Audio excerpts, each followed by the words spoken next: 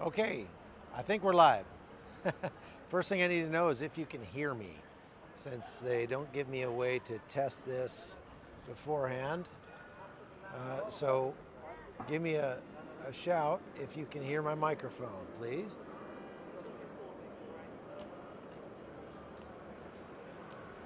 How you doing, folks? I'm in Jerusalem. So just yes or no, we got sound. We got sound.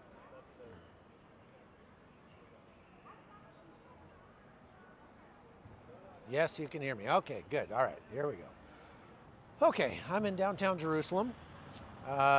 This is Jaffa Road, and I forget what the other road is here, this intersection. It's a pretty busy place tonight. Downtown, about half an hour ago, there were 5 times as many people out here. A lot of very enthusiastic teenagers. I was doing a live broadcast on Newsmax, and they these teenagers one of them really wanted to be on TV, and so as soon as I went live, he just sidled into the shot and stood next to me, and so I just turned and said, "How come you're not in the Army?" And he just went and turned and ran off. So that worked. This is kind of I mean, every place in Jerusalem is historic, right? No ice cream tonight. But there's an interesting story about this square right across the street over here. And of course, never fails when I go live, somebody decides to back up a truck or fly a helicopter in here or something noisy. I'm gonna take you across the street here so you can see this square over here for yourself, because it's kind of cool. This is called Davidka Square, and it's got this mortar. You see this mortar behind me? It's a monument to the Arab-Israeli War, the War for Independence, 1948. There was apparently very, never fails, there was apparently very heavy fighting here during the War of Independence. And, you know, the Israelis back then, they didn't have a lot of weapons. Their army was not as powerful as it is today. And a lot of their stuff, they just had to kind of improvise.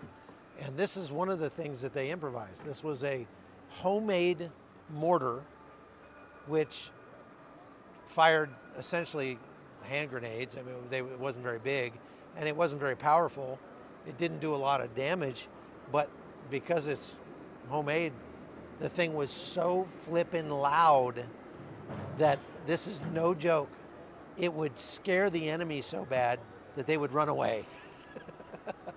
There's a story that they tell about in one battle, they were firing this Davidka, and the Arabs thought it was a nuclear bomb that had gone off, and so they dropped their weapons and ran away. I mean, go figure. So this is Davidka Square, which is, again, it was the site of heavy fighting during the War for Independence, 1948. And now it's a very busy downtown area here. There's a train back here that's going to make a lot of noise, so we might as well show it on camera so you can see what the noise is all about. There are a lot of young people out. This is the same kind of thing that we saw in Ukraine. You know, it wouldn't surprise me if you started hearing this propaganda that says that Israel is losing so many men. I've already started to hear this from some quarters. Israel is getting its head handed to it. Its military is just crumbling, and they're taking every available man, woman, and child to go fight. And all I have to do is come down here and look around, and you can see that that's not true. What I do want you to look for, though, while I'm doing this live, is I want you to look, just look behind me and watch the number of people who are carrying weapons. There's a lot of people carrying M4s, M16s around here, and for obvious reasons. They are still very concerned about, lone wolf attacks, terror attacks, things like that, because they just went through what amounts to the world's worst worst mass shooting in history. They're saying now that they've looked on the cameras and they can count the number of terrorists who came across the fence on October 7th and participated in that attack. At first they thought it was 1,000, then they said it was 1,500. Now they're saying it was closer to 3,000 guys that came across a lot of them went back. So that's why there was a discrepancy in the numbers, because a lot of those guys ended up taking hostages and then going back into Gaza, and they are now fighting the IDF in Gaza and dying in droves, from what I'm told.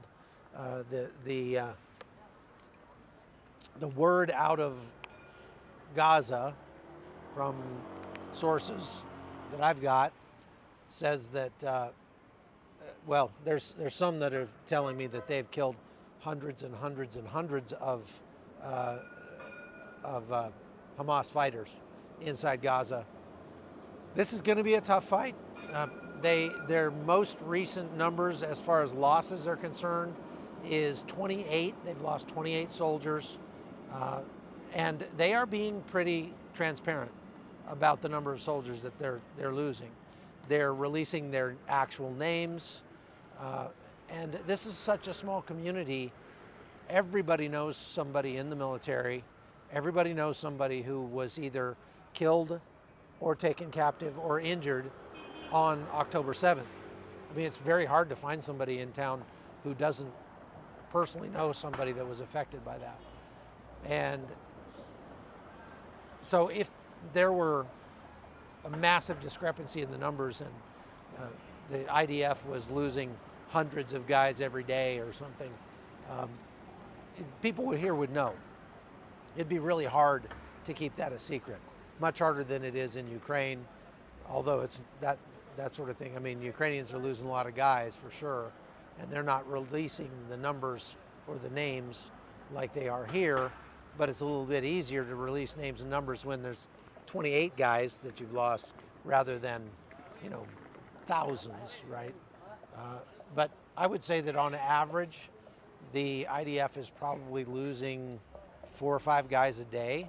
That's better than the estimates before the war started, but it's still terrible. Let's see. Thank you very much. I wish Aaron, I guess that says. Thank you for the super thanks. I figured it out. I went and looked on the app there. When you're watching this, if you're watching it on your phone or on your computer, you might have to actually click on the little 3 dots on the bottom right-hand side of the screen and then go to something that says thanks. And if you click on that thanks, you can donate there. And somebody asked yesterday, because I said that we take the donations from this podcast and we use it to help people in the places that I go where there are people in need. So we run into a single mother, somebody that lost their home, etc. And we we're very small, but we try to help the people that we run into. We try to not just make the news, but make the news better. And I said that currently we are helping some single mothers in Colombia who are Venezuelan migrants, and they left their country because people were literally eating their pets. They moved to Colombia. They didn't go to the United States. They chose to try to stay and make a life in Colombia, and they are struggling. It's very, very difficult when you have nothing to sell but your body. And so this, especially in Cartagena, it's a big, big temptation for these women to go work as prostitutes. So we're trying to get them out of that and help them as best we can. hey, thank you very much for the thanks. And, hi. She's, are you Ethiopian? Are you Ethiopian? Yes, you can tell that there are many Ethiopian Jews. Ethiopians are beautiful people. But I'm getting a lot of attention out here in this square because there's a lot of young people, and I've actually been recognized. I've had like 4 people tonight walk up and say, Chuck Holton, I was just looking online for your live broadcast. I've been watching it every night. So they're actually standing here while I'm getting ready to do my live. So anyway, I was just saying that the money that is given to this podcast goes to help families that are in need. Somebody was asking yesterday, well, why aren't you helping families in Israel? And the reason is really because the government is doing a great job helping the 250,000 people who have been displaced by this war. Mostly those are people who, hey, thank you very much. Andrea, sorry, it's not bright enough. I need to make this brighter. I don't know if I can do that. I don't know if I can make it brighter right now.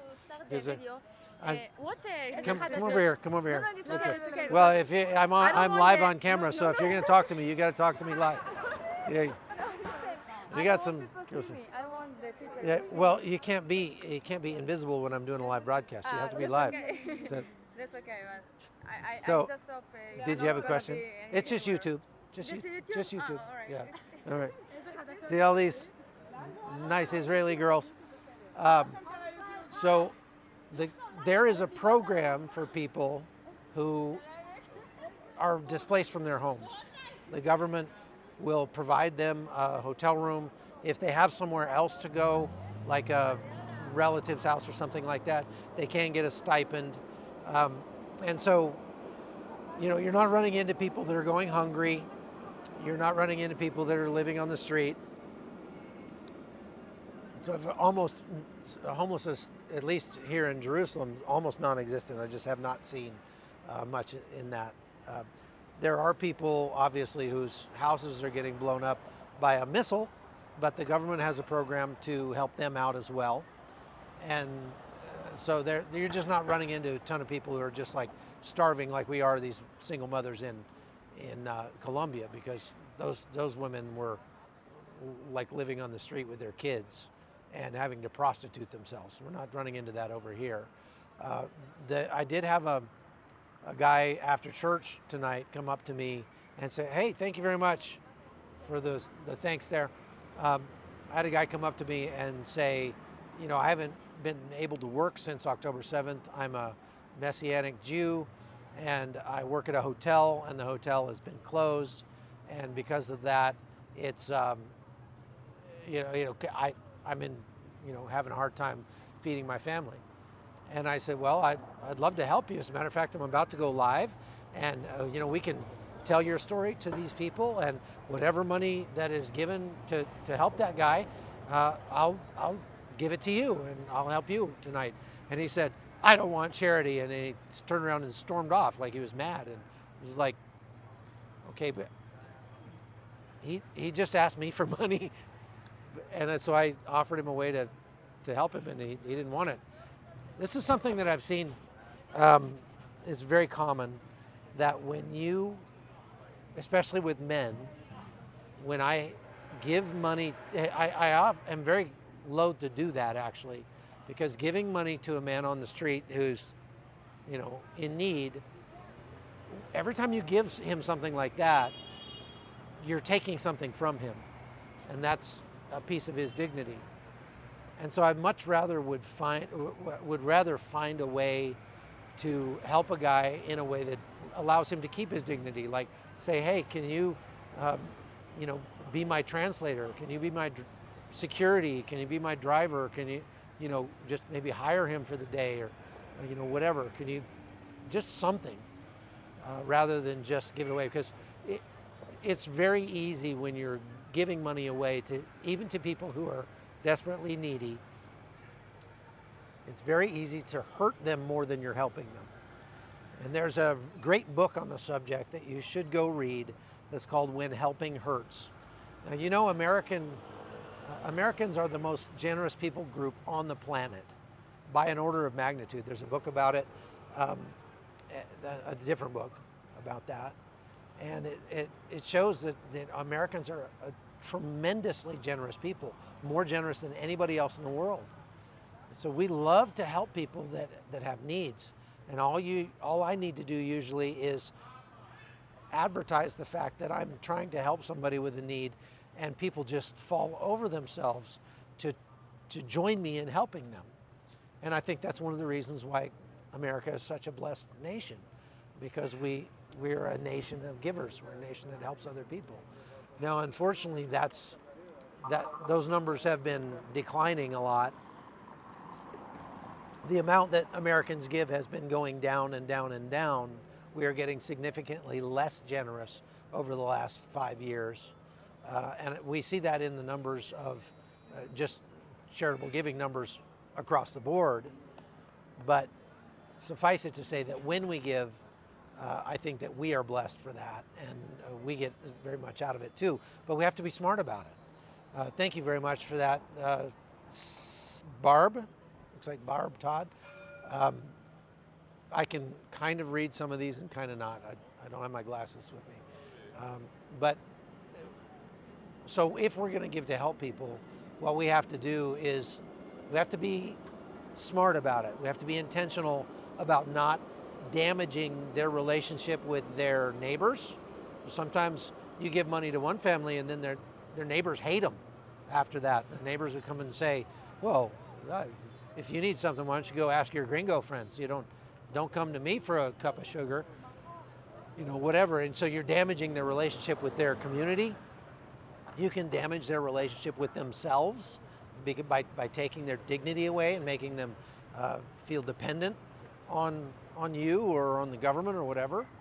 You can damage their relationship even with the environment. There's stories, I could tell stories all day long of mission groups that come to Panama where I live, and they come to try to do good, but they end up like, they go out to an island that's got a bunch of poor people living on it, and they eat every chicken on the entire island because they don't like fish or something like that.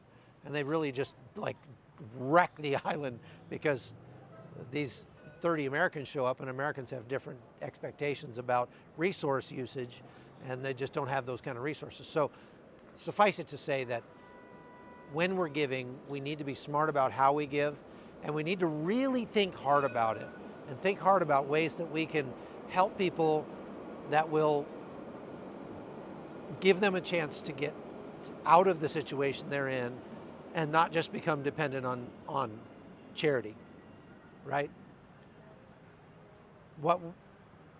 This book, it's not When Helping Hurts, it's a different book I read on the subject. It talked about how if you have two families, they've done studies, two families in America who are poor, or below the poverty line, make, let's say, $25,000 a year. One family works to earn $25,000 a year, and one family is given $25,000 a year from the government. The family that works to earn $25,000 a year will be 7 times more generous in giving to other people than the family who receives $25,000 a year from the government. People, tend to. There's a real magic to generosity. There's a real magic to giving. And I think God intended it to be that way. God made it that way. I'm going to move over to the other side of the street over here while I keep talking. How's it going? Hey, what kind of rifle is that? It's called the Migo Tabo. Migo Tabo? Yeah. It's Israeli, right? Yeah, of course. Yeah, but you got a decent optic on it. That's nice. Yeah, it's not a Bennett. Oh, okay. Good. Take care. Yep. Stay safe. See what I said? You're going to see a lot of people just wandering around carrying assault rifles or whatever they are issued. Firearms ownership here in Israel is surprisingly very difficult. Inexplicably, firearms ownership in Israel is very difficult for people if they want to carry a gun in normal times. Now that's different now. Right now, everybody's got a gun because everybody serves in the military, right? Yeah, every Israeli has to serve 2 years in the military, and so they're all trained on weapons usage. And then they're sort of kept in the reserve for a longer period of time than that. So when this war started on October 7th, they passed out hundreds of thousands of rifles, and so now you see them everywhere. But in normal times, if I wanted to carry a gun, if I was an Israeli citizen and I wanted to carry a gun, it would be very difficult. The permitting process is onerous, expensive, and kind of ridiculous. I mean, considering what has happened here on October 7th, I think a lot of people here in Israel are starting to say, this is crazy that we have to go through so many flaming hoops to be able to protect our families. And so I've been told by many people, it's never going to be the same again. They're going to change the laws, believe me, because any politician from now on who's against allowing the Israeli people to arm themselves is not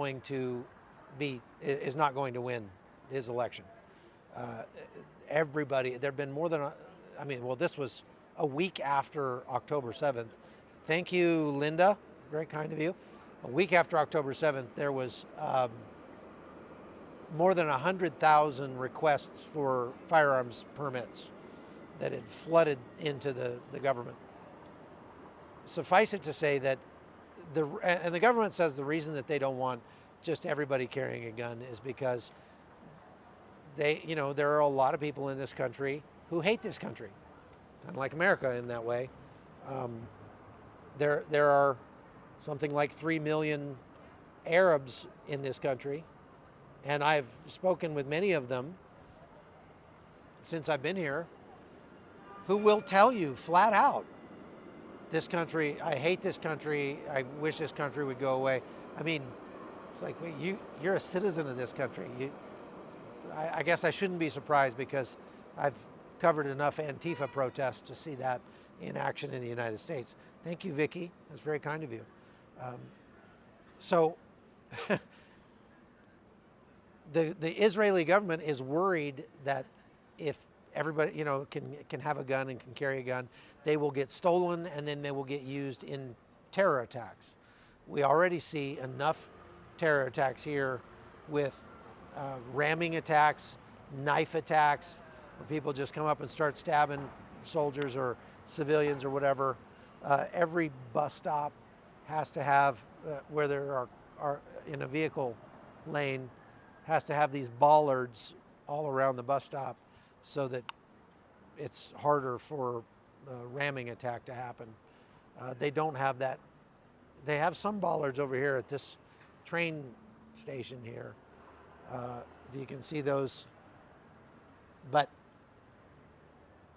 they don't, and I guess there is one over there too. So yeah, this is a train street, not a car street for the most part. I am seeing some police cars in there, but not a lot of regular traffic going up and down there. Anyway, so suffice it to say that up until now it's been very difficult to get a weapon, and if you had a weapon, you weren't just going to carry it everywhere like you could in where I'm from in West Virginia. You don't even need a permit. You just be an adult and don't be a criminal, and you can carry a gun anywhere you want. And we have surprisingly little mass shootings or shootings period in a place like that. I had to explain that to somebody today who told me, I really wish that here in Israel we could carry guns, but we were afraid that we would have a lot of mass shootings like you have in the United States. And I said, well, you have to look at where the mass shootings mostly take place. And they mostly take place in areas where guns are off limits. Either states where they are off limits or locales, as in schools, churches, places where they're off limits. There are some outliers you can find, and the bigger problem in America has to do, I think, with mental illness than it has with guns. But suffice it to say that making everybody more vulnerable might give them a feeling of being safer, but it does not make them safer. Making everybody more vulnerable does not make them safer. And that's been the tactic that has been put into place here in Israel and in the United States, in a lot of places. This idea that if we just take all the guns away, everybody will be safer. Well, the problem is you're never going to get rid of all the guns. If you could snap your fingers and there would be no more guns anywhere, guns would just cease to exist, then yeah, outlawing them would be great, because I mean, nobody would be able to get them, right? But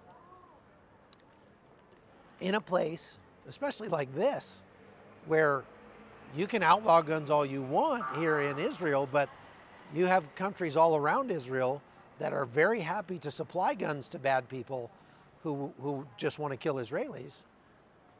Well, taking away the guns inside Israel might have made people feel safer, but it certainly did not make them actually objectively safer.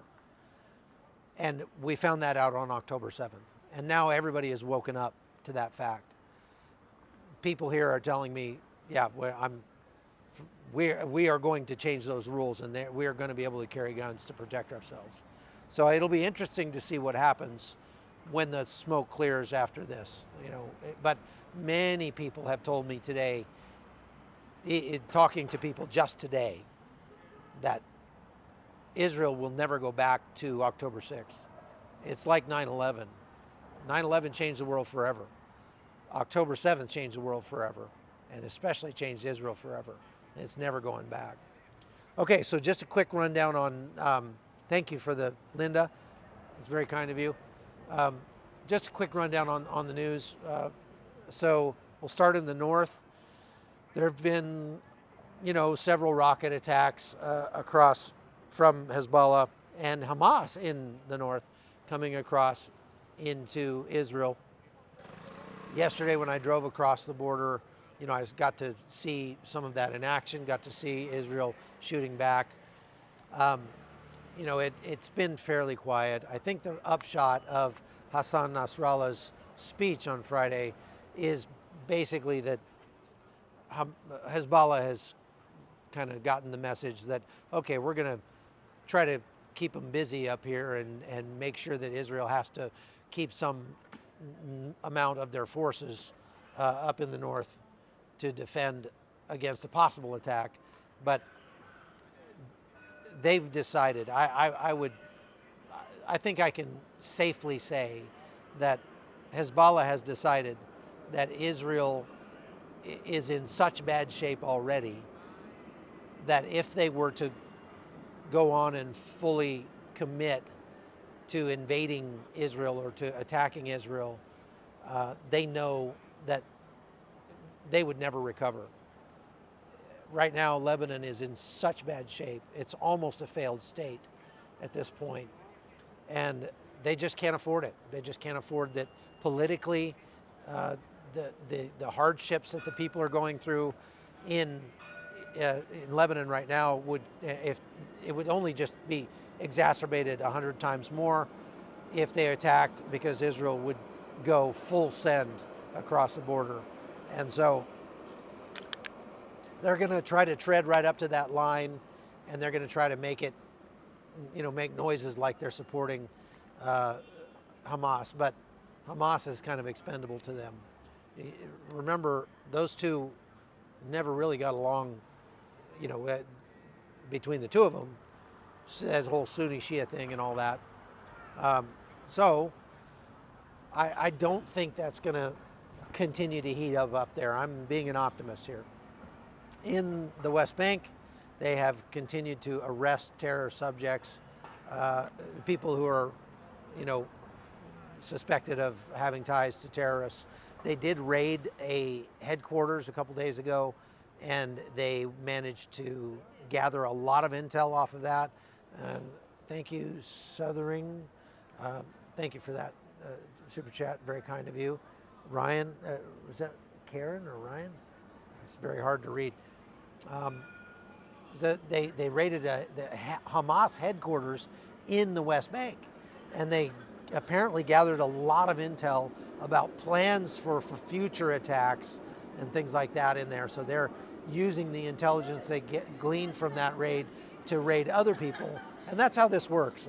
The military goes in, they hit headquarters, they get a bunch of intelligence from there, and that leads to their future follow-on missions, and they just roll these networks up. That's what we did in Iraq and Afghanistan for a long time. So that's what they're doing now. They are also going down to the south. The IDF has announced they were trying to open a humanitarian corridor from northern Gaza into southern Gaza. And when they opened it up, immediately after they announced it, Hamas started shelling the humanitarian corridor to keep people from leaving. Hamas is weaponizing anybody that's left up there. And I hate it for them. It's a really bad situation, for sure. I also have been told by people who have been on the ground in Gaza for a while that there are operations being executed right now to rescue not just the hostages, but to rescue Gazan civilians, women and children, out of Gaza and to safely get them away and get them to southern Gaza. That is, that's not super popular right here. If you talk about any kind of humanitarian aid to Gaza right now, in this square, people are going to give you the stinky eyeball. They're not going to like that because they're not in any mood to be helping Gaza in any way, shape, or form right now. You imagine the horrors. You just need to continually remind yourself of how horrific that attack was. And these people here have not begun to forget that at all. So they're going hard in Gaza. It's hard fighting. You have to hand it to Hamas. They are putting up a resistance, that's for sure. And they know the area. They've been preparing their defenses for years. And so they have to go house to house. This is very, very hard fighting. After 3 weeks of bombing in northern Gaza, the images that you would have expected that Gaza City would be dust. There wouldn't be one stone left on another in Gaza City. Well, that's not the case. You see the videos coming out from Gaza, and it is still a city. There's still a lot of places you can get shot from. And they clear out an area and try to continue on, and then Hamas pops up from a tunnel behind them. I saw some really awesome footage today of an Israeli attack dog that was running through the tunnels with a bulletproof vest on. A dog with a bulletproof vest is pretty cool. And caught some Hamas guys in the tunnels, and you could hear them screaming bloody murder. And I'm sorry, I could watch that over and over again. This dog just taking a piece out of those guys. So there's a secret weapon for you, without a doubt. All right, so I'm going to have another live broadcast. I've got to do one more live broadcast on Newsmax and one more live broadcast on CBN's YouTube page later on tonight. So stay tuned for those. Folks, if you want to follow the rest of my reporting, meaning what I do on Newsmax, what I do on all the other networks, and then my writing, my movies and all that, you can go to chuckholton.locals.com. Hopefully my wife is on here putting up my link tree. There's links to all that stuff on there. You just click on that link and you can find out way more about me than you ever wanted to know, I promise. Really appreciate your generosity on this podcast. Again, the money that is donated here, I am committed to giving it away to people who need it. to people that we run into on these things. My plans are I'm going to be here reporting on the war for at least another week, and then I've got a speaking engagement I've got to go to in Texas, but then I'm going to turn around and come right back here. And so you can, plan to be following these things. I'll try to come on and do these live broadcasts just about every night, every chance I get. And I'm going to try to show you the behind the scenes stuff, the things that you're not seeing on the news. If you watch the news right now, what they're showing you is everything in Gaza, and that's important. You should go see those things. But you also want to see just everyday life so you can have some context to put this war into. Here's your context right here, folks. People are going about their business. There's some guys over there at the train station that are, reading their Torah. They're doing their thing. And I think it's important for you to get a true sense of what's going on in these crises, that you see some of this normal life stuff, because it gives you an idea that not everything is terrible here. As a matter of fact, I think it's actually pretty safe in Jerusalem right now. I wouldn't have any problem at all bringing my family here. It'd be a great time to be a tourist here because there's no lines at any of the monuments. I had hoped to go to the Garden Tomb today, but apparently it is closed. The Garden Tomb is one of the two sites that is the possible locations of Jesus' tomb burial. I've already done a video on the Church of the Holy Sepulchre, but the Garden Tomb is the one that is probably more likely to be the actual spot where Jesus was buried. Thank you for Tony, for the super thanks. That's very kind of you. The Garden Tomb is the more likely spot where Jesus was actually buried, but it is owned by some sort of co-op or consortium of like British people or something, and so it's actually private land, and so you have to buy tickets to get into that place. And when the war started, they closed it down and left, so it's all locked up. You can't get in there right now, which is very unfortunate. You can still go to the Church of the Holy Sepulchre. If you would like me to go try to do a live in there, I can try, but the connection is just not that good. So it'd be better if you just go watch the video that I posted here on the podcast about it. And I'll try to take you around to some more places while I'm here. I'm going to be moving back down south. I'm trying to get permission to go into Gaza with the troops. It's just, you can imagine, very, very difficult to do. Trey Yingst went in yesterday with the IDF from Fox News. I think ABC got to go in. So they are working it out so that journalists can make limited excursions into Gaza.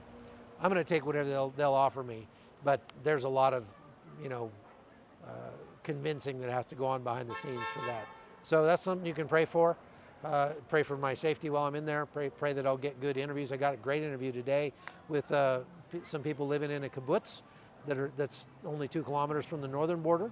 So that'll be up here shortly if I can get some editing done tonight. And again, I've got more live broadcasting coming on CBN's YouTube channel. So go to CBN News, and I'll be over there here in a little while. So God bless you. Take care.